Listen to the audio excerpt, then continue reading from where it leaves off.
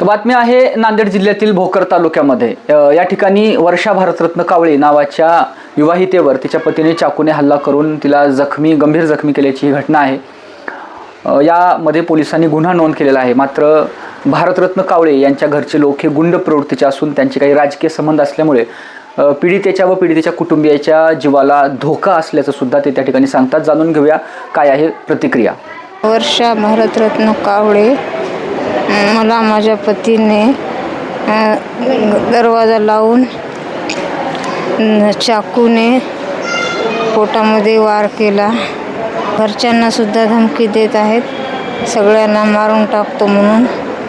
घरचे लोक थोडे राजकीय पक्षाचे आहेत, त्यामुळं प्रकरण दाबण्यात येईल शक्यता आहे। मला न्याय द्यावा।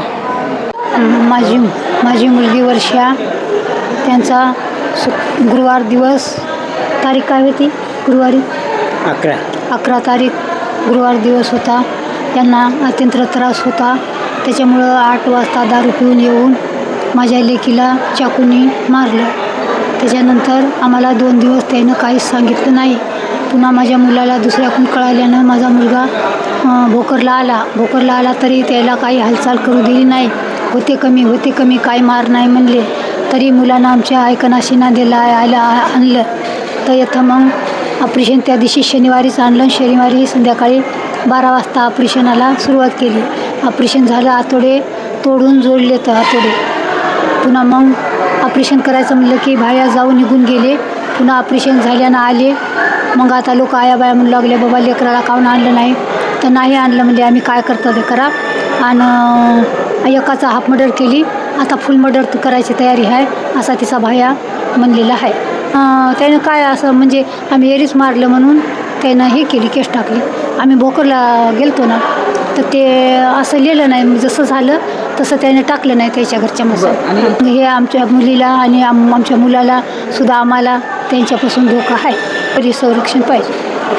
आपण पाहिलं तर आमच्या प्रतिनिधींनी नांदेडच्या शंकरराव चव्हाण वैद्यकीय महाविद्यालयामध्ये दाखल असलेल्या पीडितेची प्रतिक्रिया घेतलेली आहे। त्यामध्ये ते स्पष्ट त्यांचं म्हणणं असं आहे की जे आरोपी आहेत त्या आरोपींचे स्थानिक राजकीय नेत्यांसोबत सलोख्याचे संबंध आहेत आणि या कारणामुळं पोलिसांनी जो हॉस्पिटलमध्ये जबाब नोंदवला पीडितेचा, तर त्या जबाबामध्ये त्यांना अपेक्षित अशा प्रकारचा तो जबाब नोंदवला गेला नसल्याचं सुद्धा त्यांचं म्हणणं आहे।